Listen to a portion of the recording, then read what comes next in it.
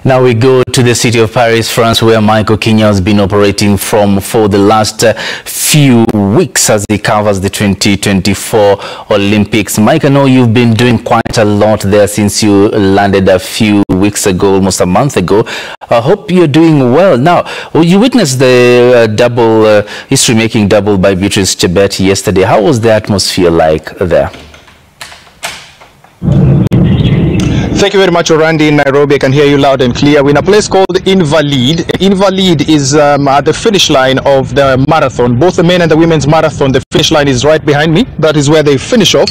And last night, if I start with the last night, it was an epic night for Kenyans at the Stade de France, because Stade de France, remember, is a venue that was hosting rugby and as well as athletics. And up to yesterday, Kenya had only one gold medal in the 5,000 meters, and there was a lot of expectation in the 10,000 meters, especially with Beatrice Chebet in quite good form. So she did not disappoint, and she says that the race was a bit slow, and tickets are hard to come by. That one I must admit. So not so many Kenyans were in the stadium yesterday.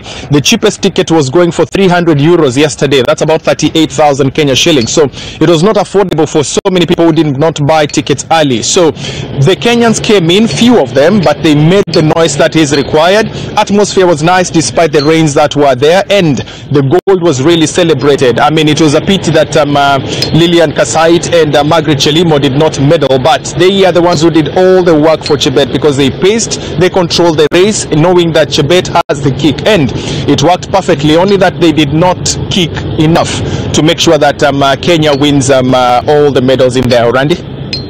Thank you very much, Mike. Now, we know that most Kenyans are today talking about some of the stronghold. How is the day so far, including the fact that we have men's 800 meters final, and we have men's 5,000 meters final, and women's 1,500 meters final featuring Faith Kipchoge. And also, to add on that, how was the men's marathon today? We know that legendary Eliud Kipchoge did not finish that particular race. Maybe you have an idea of what happened to him in that particular marathon race today.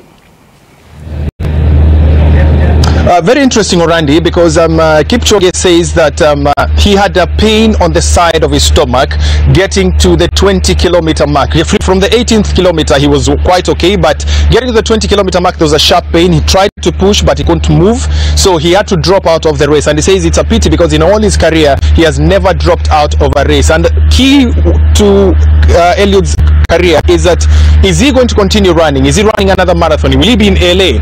What he confirmed is that he will not be in LA, because he will not run the next marathon.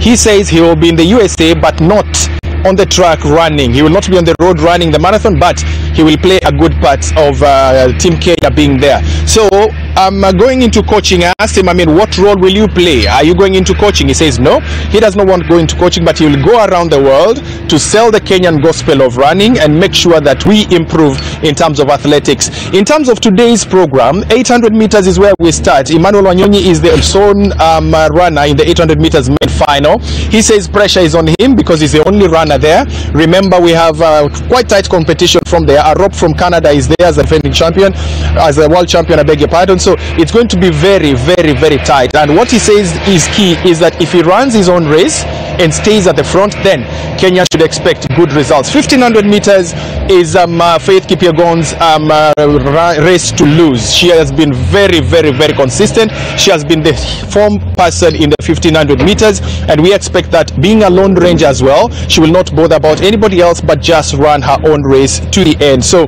those are the races that we have. 5,000 meters, we have Krop, who is a world championship bronze medalist, and in 2020 he also won a silver, and he says he knows what it takes to go in there and win a medal for Team Kenya in the 5,000 meters. So 3 races that are very key for us, Orandi, this evening. Let's see how they go. Orandi? And finally, what can you tell us about tomorrow's women's marathon? Any prospects of a gold medal there? Actually, the women's marathon, Orandi, is one of the races that everybody is waiting to see which Kenyan will pick gold. Not who is going to win gold, which Kenyan. We've got Sharon Lokedi there. we've got Helen Obiri there, we've got Bridget Koskei. All these ones are pacers and finishers. Pacers because they can pace throughout the marathon without getting so tired and maintain their pace. Finishers because all of them have got a finishing kick. The last 1 kilometer they can kick from there. So it's going to be very interesting to see how it goes. We'll be there to catch all the moments for you, Orandi. I'm seeing messages here, people asking me, how are you going live? Do you have a cameraman there? Do you have somebody helping you out there? But I'm telling them this is one of the things that we do, mobile phone journalism, Mojo, and we are using Samsung S24 to transmit this broadcast live. So it shows you how technology has changed. This is how we do it, and let's see how it goes in the evening, and we'll give you more updates in the evening as well as tomorrow 1 p.m. Orandi? Well, thank you very much, Mike. Indeed, here at Citizen TV, we are evolving with the technology, and we bring you the best news wherever they are across